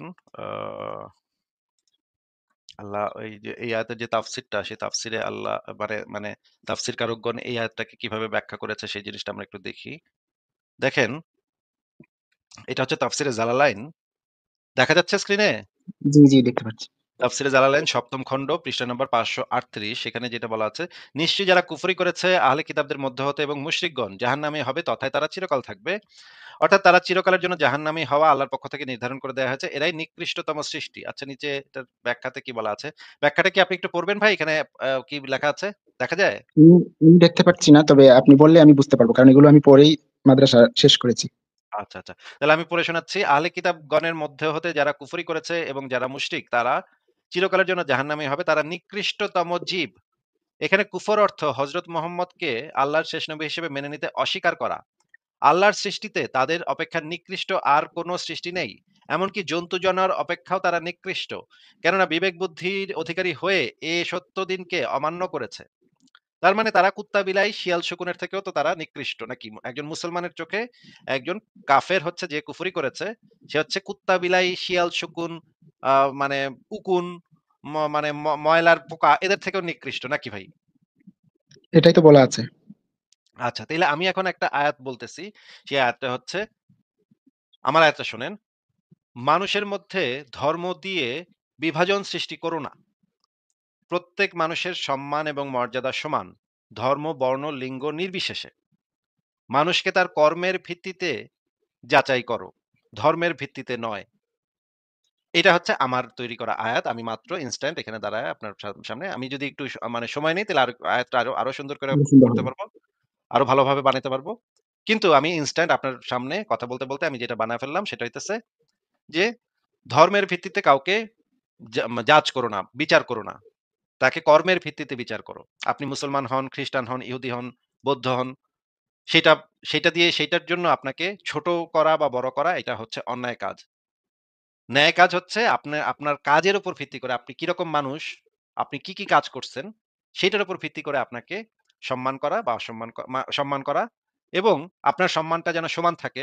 সব মানুষের সম্মান যেন সমান থাকে। আপনাকে যেন আমি ছোট না করি কোন অবস্থাতেই আপনার ধর্ম বিশ্বাসের কারণে আপনাকে যেন তাচ্ছিল্য না করি, আপনাকে ছোট না করি। এটাই হচ্ছে আমার আয়াতের মূল মেসেজ। মেসেজটা কি আপনি বুঝতে পারছেন কিনা বলেন তো ভাই? জি, জি। মেসেজটা হচ্ছে যে কাউকে ধর্মের ভিত্তিতে বিচার করো না। মনে করেন আপনার বাসায় একজন হিন্দু আসছে, তাকে এখন আপনি ভাবতেছেন যে হিন্দু বেড়া আসছে ওরে খাইতে দিমু কি দিমু না? ও তো হিন্দু। খাইতে দিমু কি দিমু না? নাহ দিমু না ওরে খাইতে। এই যে এই কাজটা করা যাবে না। কারোর ধর্মের ভিত্তিতে তার সাথে এই কাজটা করা যাবে না। সে যেই ধর্মেরই হোক না কেন, সে আপনার বাসায় আসছে, আপনার মেহমান, সে ক্ষুধার্ত, তাকে আপনি মানুষ হিসেবে তাকে সম্মান করবেন এবং মানুষ হিসেবে তাকে যদি আপনার কাছে থাকে খাবার তাহলে খাইতে দিবেন। আর যদি না থাকে তাহলে তো নাই। কিন্তু ধর্মের ভিত্তিতে তাকে জাজ করবেন না। কিন্তু কিন্তু কর্মের ভিত্তিতে করতে পারেন যেমন ধরেন সে আপনার একটা ক্ষতি করছে। তখন আপনি বলতে পারেন সে যেহেতু এই ক্ষতিটা আমার করছে, সে যেহেতু এই ধরনের একটা খারাপ কাজ সে করছে, সেই খারাপ কাজের জন্য আমি তো তাকে বাসায় আসতে দিব না। সে বাসায় আসতে সমস্যা, আমি তাকে বাসায় আসতে দিব না। মানে আমি যেটা বলতে চাচ্ছি সে যেই ধর্মের একটা পরিবারে ঘটনাচক্রে জন্মাইছে, সেই ধর্মটা নিয়ে সে বড় হইছে। এটার কারণে শুধুমাত্র তাকে ঘৃণা করা যাবে না, তাকে তাচ্ছিল্য করা যাবে না, তাকে ছোট ভাবা যাবে না, তাকে নিকৃষ্ট ভাবা যাবে না। তো আমার আয়াতটা কেমন হইছে একটু বলেন? তারপর আপনি একটু বিচার বিবেচনা করেন। কোন আয়াতটা মানব সভ্যতার জন্য ভালো? উম আপনার আয়াতটা মানে আমি যদি নৈতিকতার দিক থেকে দেখি তাহলে তো আপনারটা সুন্দর হইছে। কিন্তু আল্লাহ যে আয়াতটা বলছে সেটা হলো একটা বিশ্বাসগত জায়গা থেকে একজন মুমিন যখন বিশ্বাস করে যে কোরআন সত্য, তখন সে ধরে নেয় যে আল্লাহ যেটা বলবে সেটাই সত্য। তো এখানে তো আগে আল্লাহ না, সত্য না। কিনা, আল্লাহ বলতে কেউ আছে এটা কিনা এটা সেটা এটা দেখতে এটা তো হবে। আমরা তো দেখ শুধুমাত্র আয়াতগুলা বিচার করতেছি ভাই। ওইটা যে কে আয়াতগুলো বলেছে বিচার করলে একটু আয়াতগুলো বিচার করলে আপনার আয়াতটা কথাটা শুনেন, ভালো ছিল। কথাটা শুনেন। আপনি জি, যদি জি। আগেই ধরে নেন ওই জিনিসটা আল্লাহই বলছে, তাহলে তো আপনার আগে থেকেই একটা স্ট্যান্ড তৈরি হয়ে গেল। তাহলে তো আর আপনি বিচার করতে পারলেন না। আপনাকে তো আয়াত ২ টা বিচার করতে বলছি ভাই। আপনি যদি আগে থেকেই ধরে নেন যে ওইটা যেহেতু আল্লাহ কইছে ওইটাই ভালো ভাই। তাইলে তো আপনি আগে থেকে এই জিনিসটা জি, জি। মানে ধরেই নিছেন যে সেটা আল্লাহ কইছে, যেহেতু আল্লাহ কইছে সেটাই ভালোই হইব। বিশ্বাস করলে ওইটাই ভালো হইব। তাহলে তো আর আপনি বিচার করতে পারছেন না। ভাই আপনাকে একটা উদাহরণ দিচ্ছি। মনে করেন যে আ আপনি একজন বিচারক। ঠিক আছে? জি, আপনি একটা বিচারক। ঠিক আছে? এখন মানে আসামি হিসেবে আপনার নিজের ছেলে আসছে। ঠিক আছে? আর হচ্ছে গিয়ে আরেকটা আপনার ছেলের একটা দোস্ত আছে কুদ্দুস। আপনার ছেলে আসছে আর কুদ্দুস আসছে। ঠিক আছে? জি, তো এই ২ জনের বিরুদ্ধে অভিযোগ হচ্ছে এই ২ জনের ভিতরে একজন রেপ করছে। ঠিক আছে ভাই? জি, এখন আপনার বিচারে মানে উকিল আইসা বলতেছে, "ভাই দেখেন কুদ্দুসে রেপ করছে।" এক উকিলে বলতেছে কুদ্দুসে রেপ করছে, এক উকিলে বলতেছে আপনার ছেলে রেপ করছে। ২ জনে কথা কাটাকাটি হইতেছে। তখন আপনি বললেন যে, "ভাই আমার ছেলে তো আমার নিজের ছেলে। সে মানে রেপ করতেই পারে না ভাই। তাইলে নিশ্চয়ই কুদ্দুসে করছে।" এখন আপনি যদি আগে থেকেই এই জিনিসটা বেছে নেন যে, যেহেতু আপনার ছেলে আসামি, সে যেহেতু আপনার ছেলে, সেহেতু সে রেপ করতেই পারে না। সুতরাং কুদ্দুসই রেপ করছে। এইটা তো বিচার প্রক্রিয়াতে বাধা সৃষ্টি করলেন আপনি। আপনি তো আগে থেকে ধরে নিছেন যে, ওই ছেলে আপনার ছেলে সেহেতু সে মানে রেপ করতেই পারে না। আপনি যদি আগে থেকে এই জিনিসটা ধইরেই নেন, তাইলে তো আপনার কোন নিরপেক্ষ বিচারই তো তাইলে হইল না। এই ক্ষেত্রে আপনি যেই আয়াত ২ টা বিবেচনা করছেন, তখন যদি আপনি ধইরেই নেন যে, এটা যেহেতু ভাই ওটা তো আল্লাহই লেখছে ভাই। ওইটা তো বিশ্বাস করতে হইব। ওটা তো আল্লাহ লেখছে ভাই। তাইলে তো আপনি আগে থেকে ধরেই নিচ্ছেন যে সেটা আল্লাহ লেখছে। আমরা তো সেটাই বিচার করতেছি সেটা আল্লাহ লেখছে কিনা, তাই না? এটা যদি আপনি জি, আগে থেকে ধরে লন যে ওইটা আল্লাহই লেখছে, তাহলে তো আর বিচারটাই হইল না। বিচারের ফলাফল যেটা হবে সেটা তো আপনার অ্যাকসেপ্ট করতে হবে। জি। বিচারে আমি মেনে যেটাই নিচ্ছি। ফলাফল আমি জি, জি। যুক্তি প্রমাণ দিয়ে আমরা যেই ডিসিশন এ পৌঁছাবো, যে সিদ্ধান্তে পৌঁছাবো সেটা তো আমাদের মেনে নিতে হবে। আপনি যদি আগে থেকেই কয়ে দেন যে ভাই ওটা তো আল্লাহ লেখছে, আপনি যাই কন না কেন আমি ওইটাই বিশ্বাস করব ভাই। তাইলে তো আপনার বিচার হইল কোথায়? আপনি কিভাবে বিচার করবেন এটা দিলে? বলব? হ্যাঁ, বলেন। উম এই যে একটা আয়াত, এইটা দিয়ে আমি আসলে কোরআনকে বিবেচনা করি না। কারণ এটা আমি বিশ্বাসই করি না যে এটা কোরআনের আয়াত। কারণ তো আমি তো কোরআনের কোরআন থেকে দেখালাম। দাঁড়ান, আমি আমার এই বিশ্বাসের একটা ধারাবাহিকতা আমি বলি। আমি সব আয়াতকে দিয়ে তো আর কোরআনকে যাচাই করা যায় না। কোরআনের একটা আয়াতকে ভাই আমি জানি, না আমি যদি যেটা একটা আয়াতের মোকাবেলা না একটা করতে আয়াত পারলে ভাই কোরআনের সব আয়াত তো পারফেক্ট আয়াত। আমি যদি একটা জি, আমি আয়াতের আমার কথাটা শেষ করি। আমি পরিপূর্ণ বললে আরে ভাই হয়তোবা আপনি আমার কথাটা আরে ভাই ধরতে আমি পারবেন। তো একটা আয়াতেও যদি আমি এরকম দেখাইতে পারি, একটা আয়াতেও যদি দেখাইতে পারি, আপনি তো এরকম আপনার স্ট্যান্ডটা তো এরকম না তো ভাই। আপনি আমারে কি বলবেন? আপনার এখানে তো বলার কোন স্কোপ নাই। কারণ হচ্ছে আপনার স্ট্যান্ড তো কোন অবস্থাতেই এইটা হইতে পারে না। যে ভাই কোরআনের ভিতরে মেক্সিমাম জিনিস হইতেছে 90% জিনিস হইতেছে আল্লাহর লেখা আর বাকি 10% এমনি, এমনি আইসা গেছে। এটা তো আপনার স্ট্যান্ড হইতে পারে না। আপনার স্ট্যান্ড হইতে না, না, হবে আমি সেটা কোরআনের বলিনি। আমার কোরআনে কথাটা পরিপূর্ণ কোরআনে হলে আপনি বুঝবেন আমি কি বলতে ভাই চাচ্ছি। আপনি তো এই জায়গায় তো আপনি যাইতেই পারবেন না। এই জায়গায় তো আমি যাইতে দিবও না। কারণ আপনার স্ট্যান্ড হইতেছে কোরআনের প্রত্যেকটা আয়াত, প্রত্যেকটা শব্দ, প্রত্যেকটা অক্ষর সেগুলো আল্লাহর কাছ থেকে নাজিলকৃত। তো আপনি যদি এই আয়াত না ওই আয়াত ভালো ভাই, এই আয়াত বেশি ভালো না। এই আয়াতের আমি আপনি ভালো ভালো নাই খারাপও করে বলছি না, আমি ভালো খারাপও বলছি না, কিন্তু আমি কথাটা বলিইনি। তাহলে আচ্ছা আপনার কথা বলেন, বলতে আরকি সুবিধা হতো। আচ্ছা বলেন। কোরআনের যত আয়াত আছে সবগুলোকে আমার বিশ্বাসের আগে আমার সামনে যখন আসছে আমি তখন ভেবে নিচ্ছি যে এটা আল্লাহর পক্ষ থেকে হতেও পারে, নাও হতে পারে। তো এটা সত্যিই আল্লাহর পক্ষ থেকে কিনা এইজন্য আমি একটা যাচাই করছি। পড়তে যখন আমার কাছে ওই আয়াতটা আসছে যে, যদি মনে করো যে এটা মানুষের আয়াত, আমি সর্বপ্রথম ভেবে নিয়েছি যে এটা মানুষের বানানো। তখন কোরআন যখন বলল যে, যদি মনে করো এই সবগুলো মানুষের বানানো, তাহলে তুমিও একজন মানুষ, আমার মতো একটা বানিয়ে দেখাও। যখন বানাতে পারলাম না, তখন আমি মেনে নিলাম যে এটা আল্লাহর পক্ষ থেকে। এখন আল্লাহর পক্ষ থেকে যাই আসুক, আমার বিশ্বাস আমার এই মাথায় না ধরলেও সেটা সত্য। কারণ আমি সৃষ্টি হয়ে তার চেয়ে ভালো বুঝবো না। ভাই এগুলাকে বলা হয় আর্গুমেন্ট ফ্রম ইগনোরেন্স, হ্যাঁ? না, আপনি না। হয়তো এগুলো জানেন আর্গুমেন্ট না। ফ্রম ইগনোরেন্স না। আমি আপনার এটা পড়ছি। এটা এমনকি এই সংশয়.com এখনো আমার সামনে আছে। ভাই এইগুলা মানে খুবই ফালতু কথাবার্তা আপনাদের মাদ্রাসাতে ফালতু কথা নিশ্চয়ই না। কেউ আমি বলে দেখি, আমি আপনার এখান থেকে একটা উদাহরণ আ পড়ে শোনাচ্ছি। কথাটা শেষ করতে দেন। আপনার কথা তো আমি শুনলাম তো মন দিয়ে। আমি কথা বলতে গেলে আপনি বারবার কথা বলেন ভাই। আপনার কথা আমি না মন ভাই, দিয়ে আমি শুনলাম চুপ না। থাকার চেষ্টা করি। এইজন্য দুঃখিত। আচ্ছা, এখন একটু শোনেন। এটাকে বলা হয় এটা হচ্ছে ক্লাসিক্যাল একদম ক্লাসিক উদাহরণ অফ আর্গুমেন্ট ফ্রম ইগনোরেন্স যে আমি ভাই আমার যুক্তি ভাই মাথায় ঢুকে না ভাই তাইলে ওইটাই ভালো, হ্যাঁ? এগুলো একদম যুক্তির এখন এখন একদম মানে মা-বাপ এক করে দিতেছেন আপনি। ঠিক আছে? আপনাকে যেটা বলতেছি সেটা হচ্ছে যে আমি যদি কোরআনের একটা আয়াতের থেকেও ভালো আয়াত বলতে পারি, তাহলে তো কোরআনের ওই একটা আয়াত থেকেও যদি আমি ভালো আয়াত বলতে পারি, তাহলে তো একটা আয়াত থেকে তো আমি ভালো আয়াত কইছি নাকি? জি, এরপরে ভালোর বিষয়টা যেটা, আপনার কাছে যেটা ভালো এটা আমার কাছে খারাপ হতেও পারে। না, আমি তো সেজন্য এইজন্য আমি আপনাকে জিজ্ঞেস কিভাবে করেছি নির্বাচন করব? আমি কিভাবে আমি তো এইজন্য নির্বাচন জিজ্ঞেস করব যে করেছি এটা ভালো ছিল? আমি তো এইজন্য জিজ্ঞেস করেছি যে এই আমার আয়াতটা সমস্ত মানব সভ্যতার জন্য ভালো কিনা? আমি যখন জিজ্ঞেস করেছিলাম আপনি বোধহয় আমার প্রশ্ন ঠিকভাবে শুনেন না ভাই। এই কারণে আপনি গড়গড়ায় উত্তর দেন কিন্তু আপনি না, প্রশ্নই না, না। শুনেন না। আমি আপনার তখনই আপনাকে আমার একটু দৃষ্টিকোণ থেকে একটু বর্তমানে আগেই ভালো ছিল। কিন্তু ভাই কোনটা আপনাকে ভালো আবার কোনটা আবারও ক্লিয়ার করে দিচ্ছি। আমি তখনই আপনাকে জিজ্ঞেস করেছিলাম যে এইটা কোন আয়াতটা সমস্ত মানব সভ্যতার জন্য ভালো? আমি আপনাকে একবারও জিজ্ঞেস করি নাই কলিমুদ্দিনের জন্য কোনটা ভালো, আক্কাসের জন্য কোনটা ভালো, সগীরউদ্দিনের জন্য কোনটা ভালো। এইগুলা হচ্ছে সাবজেক্টিভ ওপিনিয়ন, মানে ব্যক্তিগত মতামত। যেরকম আমি আপনাকে বিচার প্রক্রিয়াতে আপনাকে বুঝাইলাম যে বিচারকের যদি ওই আসামি যদি বিচারকের নিজের পোলা হয়, সে কইব, "ভাই আমার পোলায় ভাই রেপ করতেই পারে না ভাই। আমার পোলা রেপ করতেই পারে না ভাই। আমার পোলা অনেক ভালো ভাই। আমি ছোটকাল থেকে পোলারে মানুষ করছি ভাই। আমার পোলা রেপ করতেই পারে না। হইতেই পারে না ভাই। ও অসম্ভব।" কারণ প্রত্যেক বাপের কাছেই পোলা হইতেছে ভালো। কিন্তু এইটা হইতেছে সাবজেক্টিভ ওপিনিয়ন। আর কোর্টের ভিতরে যখন যুক্তি প্রমাণের সাপেক্ষে যখন একটা জিনিস প্রমাণিত হয়, তখন সেটা হচ্ছে অবজেক্টিভ একটা ব্যাপার, অবজেক্টিভ একটা রায়। এই বিচারের রায় সবসময় দিতে হয় অবজেক্টিভলি। মানে হচ্ছে কোন ব্যক্তিগত রাগ, ক্ষোভ, ভালো লাগা, মন্দ লাগা এগুলার উপরে উঠে সবার জন্য কোনটা, সকলের জন্য কোনটা ভালো, সবার জন্য কোনটা সঠিক সেইটা বিবেচনা করাটাই হচ্ছে নিরপেক্ষতা। এই কারণেই আপনার কাছে কোনটা ভাই আমার কাছে তো এটা ভাল লাগতেছে ভাই। আপনার কাছে ওইটা ভাল লাগলে হইবো? আমার কাছে তো ভাই ওইটা ভাল লাগতেছে ভাই। এইটা তো কার কাছে কোনটা ভাল লাগতেছে সেটা তো আপনাকে আমি জিজ্ঞেসই করি নাই। আপনাকে আমি এইজন্য প্রশ্নটাই করেছিলাম যে, কোন আয়াতটা সবার জন্য ভালো, সমস্ত মানব জাতির জন্য ভালো? আমার আয়াতটা সমস্ত মানব জাতির জন্য ভালো নাকি কোরআনের আয়াতটা সমস্ত মানব জাতির জন্য ভালো? আবারও আমি প্রশ্ন করতেছি, আবারও আপনি একটু উত্তর দেন। কোন আয়াতটা সমস্ত মানব জাতির জন্য কল্যাণকর, ভালো, নৈতিক আর কোন আয়াতটা সমস্ত মানব জাতির জন্য কল্যাণকর না, নৈতিক না? এবার আবার উত্তর দেন। উত্তরটা দেওয়ার আগে একটু কথা ছিল। না, উত্তরটা দিব আমি। আগে উত্তরটা দেন। আপনি একটু আগেই বলছেন যে আমার কাছে কোনটা ভালো সেটা ম্যাটার না। সুতরাং আমি যদি বলিও আপনারটা ভালো তাহলে এটা কি ভালো হয়ে আরে যাবে? তোমার সবার জন্য কাছে ভালো হয়ে যাবে? আমি আরে কি ধুর বেকুবে কথা বুঝে না।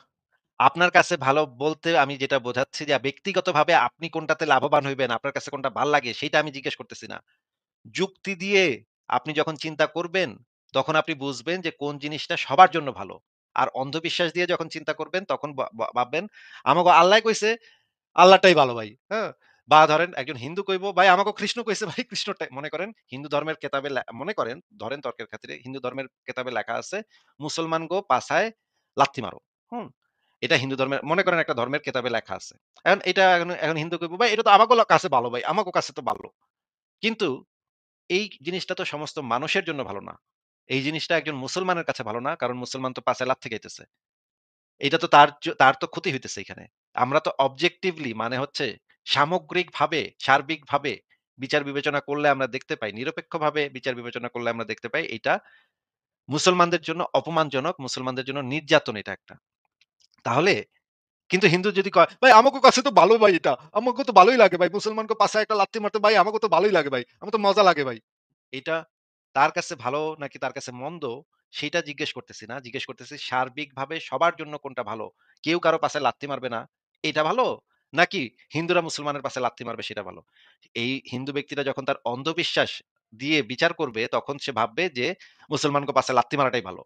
কিন্তু যখন সে নিরপেক্ষ জায়গাতে এসে সার্বিকভাবে সমস্ত মানুষের জন্য কোনটা ভালো সেটা বিচার করবে, তখন সে এইটাতে এগ্রি তার করতে হবে যে কারো পাছায় কেউ লাথি মারতে পারবে না। অহেতুক কারো পাছায় কেউ লাথি মারতে পারবে না। কারো ধর্মের উপর ভিত্তি করে কারো পাছায় কেউ লাথি মারতে পারবে না। কারণ এটা একটা অন্যায়, এটা একটা নির্যাতন। যখন মানুষ নিরপেক্ষ জায়গাতে আসবে তখন এই নিরপেক্ষ অবস্থানটাই তার নিতে হবে। কারণ এটার পেছনেই আমরা যুক্তি পাই। এইটাই হচ্ছে যৌক্তিক অবস্থান। আর আগেরটা ছিল তার ব্যক্তিগত অন্ধবিশ্বাসের কারণে তার একটা অবস্থান। আপনাকে আমি জিজ্ঞেস করেছি যে আপনি বলেন কোন আয়াতটা নিরপেক্ষ জায়গা থেকে সবার জন্য ভালো সেটা আবারও জিজ্ঞেস করতেছি বলেন। আপনার আয়াতটাকে আমার দৃষ্টিকোণ থেকে ভালো মনে হচ্ছে। কিন্তু আপনিই বলছেন আমার কাছে আপনার কোনটা ভালো সেটা দৃষ্টিকোণ আপনার ম্যাটার করে না। ভাইরে দেখছেন ভাই, এই মুমিনদের সাথে এইজন্য কথা বলতে একটা বিরক্তিকর। আপনার কাছে জিজ্ঞেস করেছি যে সমস্ত মানুষের জন্য ভালো কোনটা? সমস্ত মানুষের জন্য ভালো কোনটা? ভাই বেকুব নাকি ভাই? এতবার করে একটা কথা বলার পরেও এতবার করে একটা কথা বলার পরেও মাথায় ঢুকে না। আমি জিজ্ঞেস করেছি সমস্ত মানুষের জন্য কোন আয়াতটা ভালো? এবার বলেন। সমস্ত মানুষের জন্য আমার দৃষ্টিকোণ থেকে আপনারটাকেই ভালো মনে হচ্ছে। কিন্তু আপনি তো অন্য কথা বলছেন। কেন ভালো মনে হচ্ছে? সেটার পেছনে যুক্তি কি? কারণ আমি দেখছি যে এই মারামারি কাটাকাটি হচ্ছে না। কিন্তু আমি একটা ভালো বললাম, এটা কি সবার জন্য ভালো হয়ে যাবে? সব মুসলমান তো কারণ এটা বলছে না। এজন্যই তো জিজ্ঞেস করতেছি, যুক্তিটা জিজ্ঞেস করতেছি। যদি এরকম হয় যে পৃথিবীর একেকটা ধর্মে লেখা আছে, তারাই শ্রেষ্ঠ, বাকিরা সব নোংরা, কুত্তা বিলাই। এরকম যদি আমরা আম প্রত্যেকটা ধর্মে যদি এরকম কথা লেখা থাকে, হিন্দু ধর্মেও যদি এরকম লেখা থাকে, হিন্দুরা মুসলমানদেরকে মনে করবে কুত্তা-বিলাই, মুসলমানরা হিন্দুদেরকে মনে করবে কুত্তা-বিলাই। আবার ইহুদিরা মুসলমানদেরকে মনে করবে কুত্তা-বিলাই, মুসলমানরা ইহুদিদেরকে মনে করবে কুত্তা-বিলাই। এরকমের যদি প্রত্যেকটা ধর্মের মানুষই যদি আরেক ধর্মের মানুষকে এরকমের কুত্তা-বিলাই বইলা মনে করতে থাকে এবং নিকৃষ্ট জীব বইলা মনে করতে থাকে, তাহলে তো সারা পৃথিবীতে একটা অশান্তির সৃষ্টি হবে। এই জিনিসগুলা যুক্তি দিয়ে আমরা বিচার বিবেচনা করতে পারি, বিশ্লেষণ করতে পারি, বুঝতে পারি যে এই রকমের পরিস্থিতিতে আমরা এরকমের একটা সমাজে আমরা কখনো বসবাস করতে চাই না, যেখানে এক ধর্মের লোক আরেক ধর্মের মানুষকে সারাক্ষণ ঘৃণা করবে, বিদ্বেষ পোষণ করবে, ছোট ভাববে, নিকৃষ্ট ভাববে। আমরা এরকমের একটা সমাজ কল্পনা করি, এরকমের একটা সমাজ আমরা চাই, যেই সমাজে প্রত্যেক মানুষের যার ধর্ম তার থাকবে এবং একজন আরেকজনকে সম্মান করবে, একজন মানুষ হিসেবে সম্মান করবে। এই রকমের একটা সমাজই আমরা চাই। এটাই হচ্ছে একটা নিরপেক্ষ অবস্থান। এটা কি একটা নিরপেক্ষ অবস্থান না? এটা তো সালাউদ্দিন ভাই, আমার জি, জি, জি, জি। এটাই কি সব মানুষের জন্য সারা ভালো বিশ্বের জন্য নাকি? কোনটা ভালো, সারা বিশ্বের জন্য কোনটা ভালো আমরা সব মানুষকে যখন জিজ্ঞেস করব তখন এটা প্রমাণিত হবে। কিন্তু আমি ব্যক্তিগত আচ্ছা, মতামত দিয়ে তো আমি একদম ভালোকে চাপিয়ে দিতে পারি না সবার উপরে। আ কোনটা ভালো ভালো কোনটা খারাপ এটার একটা আমরা তো যুক্তির মাধ্যমে সেখানে যাচ্ছি। চাপিয়ে কোথায় দিচ্ছি? আমরা তো যুক্তির মাধ্যমে এটা বুঝতে পারতেছি যে এটা সব মানুষের জন্য ভালো। সবাই একজন মুমিন তো অন্যরকম যুক্তি দিবে, অন্যরকম যুক্তি দিবে। আরে অন্যরকম যুক্তি সে দেখ না। যুক্তি কিছু একটা বললেই তো আর যুক্তি হইল না। এইটা তো আমরা সেও তো অবজেক্টিভলি একই কথা দেখাইতে বলবে যে পারতেছি। আপনি একটা কিছু আরে বললেই সেটা বেকুব, যুক্তি না। আরে বেকুব, আরে বেকুব। কেউ কিছু একটা বললেই তো হইল না সেটা। সেটা তো প্রমাণ করতে হবে। এই জিনিসটা যদি আমরা সমাজে এপ্লাই করি তাহলে তো আমরা এটা দেখতে পাবো। একদম চোখের সামনে দেখতে পাবো। এই কোত্থেকে ভাই আসে যে এগুলা এই যে চুনাহাগা মুমিন একেকটা। এইটা তো আমরা চোখের সামনে দেখতেই পাবো। এইটা তো আমরা প্র্যাকটিক্যালি ব্যবহার করে দেখতে পাবো। বেকুব কোথাকার। এটা তো প্র্যাকটিক্যালি আমাদের কাছে প্রমাণই থাকবে বেকুব কোথাকার। কোত্থেকে আসে ভাই এগুলা কোত্থেকে আসে? এটা তো প্র্যাকটিক্যালি আমাদের কাছে প্রমাণই থাকবে। যদি এখানে আমরা ৫ জন বিভিন্ন ধর্মের লোকরে দাঁড় করাই এবং ভাই তাদেরকে আমার এই কথাটা আজানের শিখাই, সময় হয়ে আরে গেছে। আমি বেকুব কোথাকার, বেকুব মুমিন কোথাকার। মানে এত চুনাহাগা হয় মানুষ, এত চুনাহাগা হয় মানুষ। এটার তো প্র্যাকটিক্যাল প্রমাণ আছে। বেকুব কোথাকার। এই ৫ জন ব্যক্তি যদি এখানে দাঁড়ায় থাকে, ৫ জন ব্যক্তিকে আমরা বিভিন্ন ধর্মের ৫ ব্যক্তিকে আমরা আনলাম। ৫ ব্যক্তিকে আইনা আমরা তাদেরকে বললাম যে, বেটা হিন্দু ধর্ম হইতেছে সবচেয়ে ভালো, মুসলমান হইতেছে বাদ বাকি সব ধর্ম হইতেছে নিকৃষ্ট জীব। ইহুদিকে বললাম, হিন্দু বাবা আ ই ইহুদি বাবা, ইহুদিকে বললাম, ইহুদি বাবা তোমার ধর্মটা হইতেছে বেস্ট, বাদ বাকি সব নিকৃষ্ট। মুসলমানকে বললাম, মুসলমান বাবা তোমার ধর্মটা বেস্ট, বাদ বাকি সব নিকৃষ্ট। এইভাবে ৫ জনকেই যদি আমরা বলি, তাহলে ৫ জনের কাছ থেকে যদি এরপরে আমরা জিজ্ঞেস করি, "ভাই অন্য মানুষদের সম্পর্কে তোমার ধারণা কি?" তারা তো বলবে যে, "হ ওরা সব নিকৃষ্ট, আমি হইতেছি বেস্ট। ওরা হইতেছে নিকৃষ্ট, আমি হইতেছি বেস্ট।" এইটা তো প্র্যাকটিক্যালি প্রমাণই আমরা করতে পারলাম যে তারা এই যে গেছে গা। এক ধর্মের মানুষ আরেক ধর্মের মানুষকে ঘৃণা করতেছে। এটা তো প্র্যাকটিক্যাল প্রমাণ আছে আমাদের চোখের সামনে বেকুব কোথাকার। এটার জন্য কি আবার এটা কে কি বলেছে ভাই? অমুক বললেই তো অমুক তো ওইটাও বলতে পারে। আরে এটা তো প্র্যাকটিক্যাল প্রমাণ দেখতে পাচ্ছি আমরা।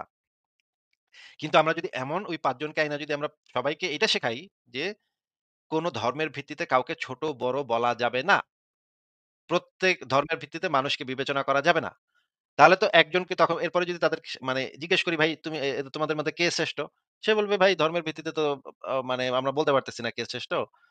কাজ দেখতে হবে। কে কি কাজ করছে সেগুলা দেখে আমরা বলতে পারবো। কে শ্রেষ্ঠ কে খারাপ।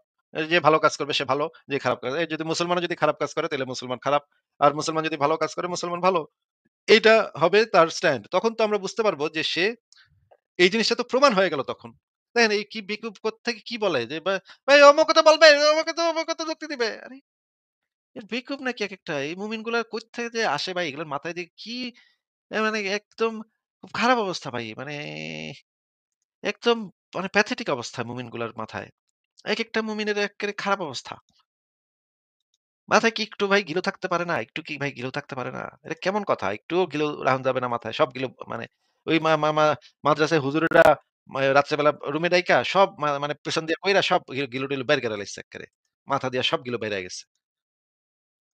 মানে খুবই খারাপ অবস্থা ভাই। হুম। ঠিক আছে পরের জনকে যুক্ত করি।